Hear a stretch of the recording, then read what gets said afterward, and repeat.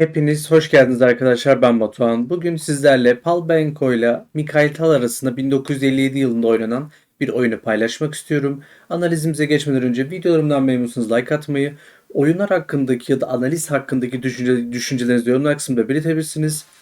Ve de içeriklerimden memnunsanız abone olup bildirimleri açabilirsiniz diyerek isterseniz analizimize başlayalım. Palbenko beyazlarda, Mikhail Tal siyahlarda. Palbenko C4'te başladı. At F6, G3 hamlesinden sonra E5, fil G2, C6. Biraz incelediklerimizden farklı bir açılış gibi gözükse de aslında merkeze yine belli ölçüde taşlarımızı getirmeye gayret edeceğiz. Yani İngiliz açılışı çok incelemediğim tarzda bir açılış olsa da yine de öğrenilmesi gereken bir açılış diye düşünüyorum. Burada Palbenko at F3 oynadı. E4, at D4, D5, CD5, vezir D5 ve at C2 hamlesinden sonra burada bilgisayarın önerdiği hamleye baktığımızda vezir H5 hamlesi zaten normalde açılış hamlelerinden birisiydi. H3 ve burada fil C5 oynandı. At C3, vezir F5 hamlesi oynandı. Şimdi düşündüğümüzde vezir F5'e böyle bir ufaktan yanlışlık gibi bakılsa da aslında ufaktan buraya bir bakış atıldığı için mantıklı gözüken bir hamle gibi. Ve de şöyle bir durum var. Rakibimize F3 sürdürebilmek ya da kısa rok yaptırabilmek ya da at E3 oynattırabilmek adına çok iyi bir hamle olduğunu düşünebiliriz. Ama diyelim ki vezir G6 oynasaydı da olmaz mıydı? Olabilirdi tabii ki. Bu da bir tercih meselesi diye düşünüyorum. Aslında bahsettiğim hamlelerden biri oynandı. At E3 hamlesi oynandı. At E3 oynandığında şimdi düşündüğümüzde file 3, D3'ten sonra burada bir duble piyon sorunu karşımıza çıkacaktı. Peki böyle bir şey oldu mu? Oldu. File 3'ten sonra DE3 oynandı. Baktığımızda rakibimizin yani Palbenko'nun duble piyonları var. Bu bizim için sorun teşkil ediyor mu? Bizim için de sorun teşkil ediyor aslında. Ama rakibimiz için de bir sorun teşkil ettiğini ben düşünüyorum. Burada şimdi kısa rok oynandı. Vezir C2, kale E8. Kale E8'in önemi çok büyük. Bu arada bu piyonu bir şekilde korumaya çalışmak önemli olduğunu düşünüyorum. Burada F4 hamlesi geldi. Palbenko F4 oynayarak neyi amaçladığını yani çok aslında belli ediyor gibiydi ama fil D2'den sonra uzun rok atmanın acaba düşüncesinde mi? Çünkü bu hamleyi ben de biraz anlayamadım diyebilirim. Burada E3 gibi bir hamle yaptırmak rakibine sizler için daha kötü olur diye düşünüyorum. O yüzden burada zannediyorum fil D2 uzun rok fikir var. Çünkü şah kanadına rok atmanız demek büyük bir sıkıntı teşkil edebilir. Burada şimdi at A6 oynandıktan sonra G4 hamlesi geldi. Ve burada at B4 oynandı. Tamam. At B4 oynandı. Burada siyahlar için bir teşkil eden bir tehdit var mı? Yani bir tehditimiz var mı? Baktığımızda bir tehdit de yok. Burada rahat bir şekilde vezir A4 oynanabilir. Yani beyazların da aslında bir ufaktan da tehdidi yok gibi ama baktığımızda siyahların taşı biraz daha fazla aktifliğe sahip. Tabi siyahların konumu biraz daha bu sebeple üstün diyebilirim. Vezir A4 oynadıktan sonra vezir C5 oynandı ve burada A3 hamlesinden sonra at BD5 oynandı. At BD5'in önemi aslında fazlaca büyük. Burada şimdi çünkü Palbenko'nun yaptığı hata bir tık Mikhail Tal'a bu oyunu döndürecek diyebiliriz. Peki burada ne oynanmalıydı? Burada aslında vezir D4 gibi bir hamle bilgisayar tarafından en kuvvetli hamle olarak veriliyor.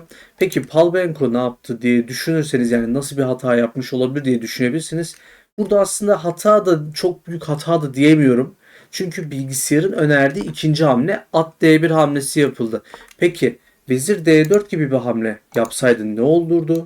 Vezir D4, E4'ten sonra at C3, BC3'ten sonra burada daha dengeli bir konum, daha çekişmeli bir konum yani ben çekişmeli olacağını düşünüyorum şahsen. Siz de yorumlar kısmında tabii ki de fikrinizi belirtebilirsiniz.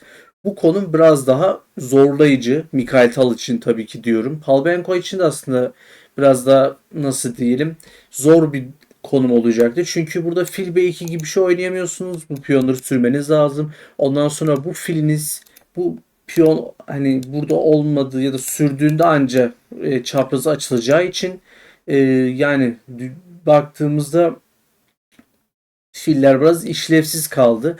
Kaleler pasif durumda. O yüzden siyahlar biraz daha üstün kalıyor diye düşünüyorum bu konumda. Peki oynanan hamleye geldik. At D1 oynandı. Burada da at D7 oynandı. Mikhail Tal'ın at D7 oynamasındaki sebebi şöyle yorumlayabilirim. Umarım yanlış yorumlamıyorumdur. Çünkü burada piyonun savunmasını aslında bırakıyorsunuz. Burada at D7 oynamanın amacı at B6 ve burada at C4 gelerek bir şeyler elde etmeye çalışmak olabilir. Ama kesin bir yorum yapmıyorum. Çünkü bu hamleyi anlayamadım. Bir nebze filin de yolunu bir şekilde kesiyoruz çünkü. Ama tahminimce at D7, at B6 ve at C4 manevralarını atımızda yapabilmek adına böyle bir yola başvurmuş olabilir Tal. Sizin fikriniz varsa dediğim gibi yorumlar kısmını tabii ki de belirtebilirsiniz. At D7'den sonra fil E4 oynandı. Ve burada vezir E7 hamlesi geldi. Fil F3 ve at C5 hamlesi. Tabii ki bu da bir fikir. Dediğim gibi at B6 da değil. At C5 oynanabilir. At B6'dan sonra C4 de oynanabilir. Bu tabii ki Tal'ın neyi planladığına bağlı. Bazen anlayamayabiliyorum ben de. Çünkü büyük usta bunlar sonuçta kafa yapıları bizden farklı olabiliyor. Biz anlamaya çalışıyoruz, öğrenmeye çalışıyoruz kendimizce. Şimdi at C5 oynandıktan sonra burada vezir C2 oynandı. Ve A5 hamlesi geldi. Peki A5'in ne önemi var burada? A5'in aslında şöyle bir önemi var. B4'ü bir nebze de olsa kesebilmek. O olmazsa da burada B5, B4 gibi bir hamle dizisi tabii ki yani varyantlar oluşturulabilir diye düşünüyorum. Peki burada şimdi Palbenko neyle devam etti? Şah F2 ile devam etti. Şah F2 aslında baktığımızda bilgisayarın önerdiği hamlelerden biri olarak gözüküyor. Diğeri de fil D2 hamlesi. Bahsettiğim uzun rok fikri artık gerçekleştirebilir mi? Yani çok emin değilim. Biraz zor gibi gözüküyor artık. O sebeple burada artık yani Şah F2 mantıklı bir hamle gibi bana da gözüktü. Burada şimdi A4 oynandı ve Palbenko kale B1 oynayarak burada aslında E4 oynadığında kaybetti. Yani şöyle diyeyim E4 oynadığında üstün konumdaydı. Şu anda kale B1 oynadığı için aslında bu üstünlüğü bir nebze olsun kaçırmış oldu. Peki E4 oynadıktan sonra ne oluyordu?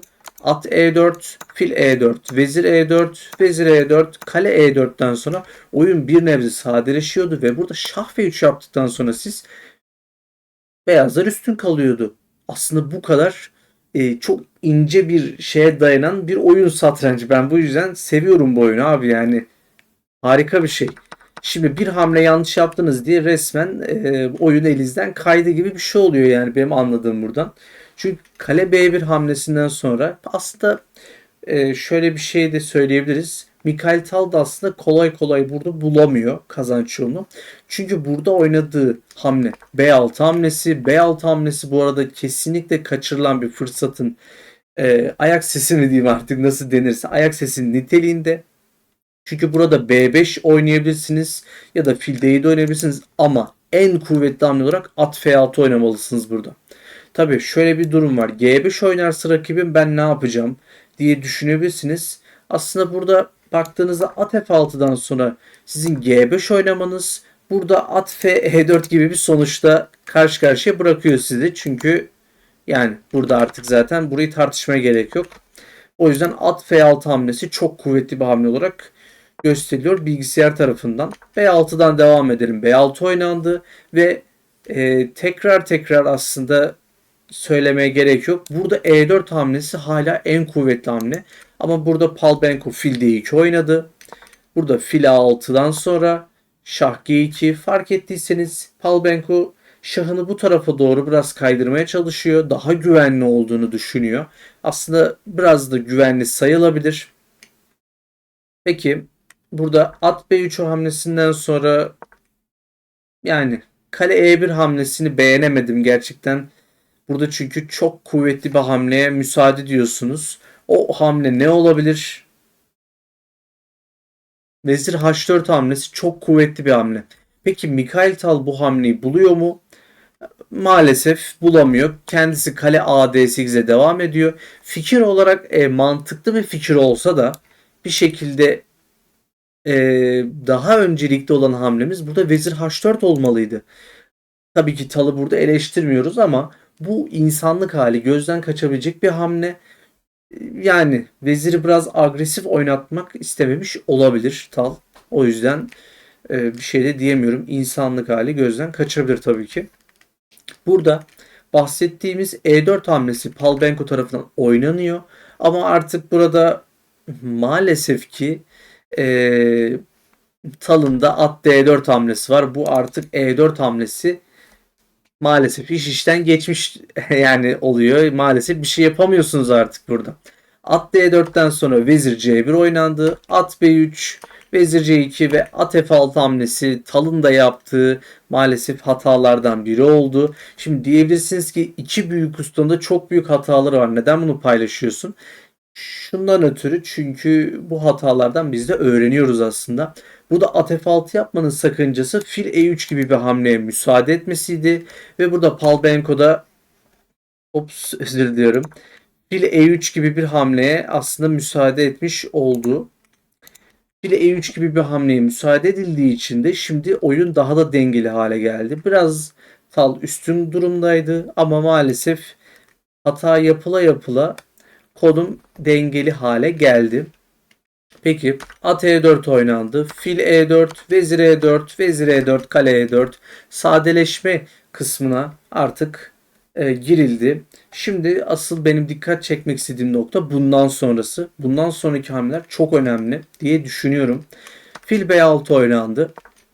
Kale E8, at C3, kale F4 ve burada kale BD1 hamlesinden sonra C5 oynandı. Dikkat edin, burada beyazların üstünlüğü hakim. Beyazlar bunu iyi bir şekilde değerlendirirse aslında çok güzel olabilir. Ama değerlendirebilecek mi, değerlendiremeyecek mi onu göreceğiz şimdi. Şah G3 oynandı. Ve burada kale F6 hamlesi maalesef Tal'ın yaptığı hatalardan tekrar biri oldu. Kale F6 hamlesi bize ne gibi bir sakınca getiriyor? At D5 hamlesini getiriyor. At D5'ten sonra siz kale F6 oynadığınızda bile hala üstün konumda kalamıyorsunuz. Burada at C7 gibi bir hamle var. At C7'den sonra kale E3 oynandı. Şah F2, kale E2, kale E2, kale E2 gibi hamlelerden sonra burada maalesef Palbenko'da yani eleştirmem gereken bir hamle yapıyor. Şah G3 hamlesi gerçekten maçı elinden kaydırmasına sebep olan hamlelerden biri olmuş. Burada Şah G1 oynasaydınız sizler için daha yani nasıl diyebilirim, daha iyi bir konum oluşacaktı. Ama burada Şah G3'ü şimdi tercih ettiğiniz için kale E3 var.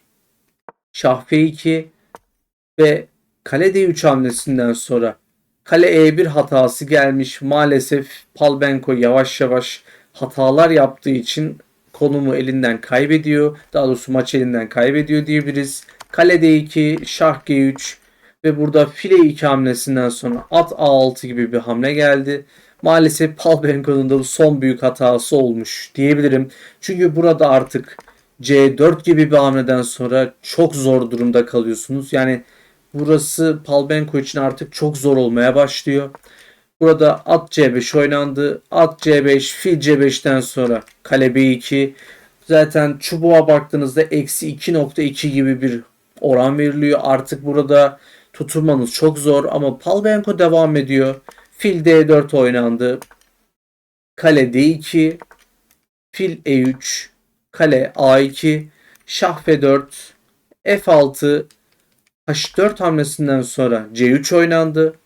G5, HG5, HG5, şah F7, şah E4, C2, fil C1, kale A1, şah E3'ten sonra burada kale C1 hamlesi oynadıktan sonra Palbenko artık terk ediyor. Çünkü burada siz ne oynarsanız oynayın. Gösteriyorum. Kale C1 oynarsanız fil D1 hamlesi var. Buna ne yapacağınızı çok meçhul, yani ne yapacağınızı aslında hiç Belli değil. Burada terk etmek daha mantıklı. Şah G6 hamlesinden sonra, çünkü burada artık bu fili ya da bir şekilde piyonu sökemiyorsunuz. Böyle bir oynamaya şah G5, yani evet, burası artık çok karışıyor. Peki kale C1'e başka bir şey yok mu? Kale E2 oynasak diye düşündüğünüzde şah G6, şah E4, şah G5'ten sonra burası artık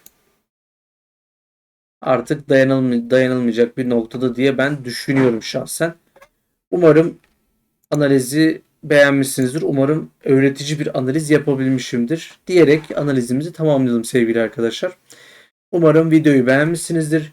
Bu tür eleştiriler yapıyorum. Eleştirel yaklaşmak bu konulara daha faydalı, daha öğretici diye düşünüyorum.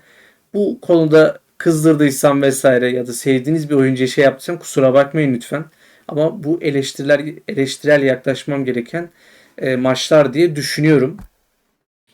Umarım videoyu beğenmişsinizdir. Videoyu beğenseniz like tuşuna basabilirsiniz. Tal'ın ya da Palbenko'nun oyunları hakkındaki düşüncelerinizi ya da bu oyun hakkındaki düşüncelerinizi yorumlar kısmında belirtebilirsiniz. Ve de içeriklerimden memnunsanız abone olup bildirimleri açabilirsiniz diyerek videoyu kapatmak istiyorum. Kendinize iyi bakın. Sağlıcakla kalın.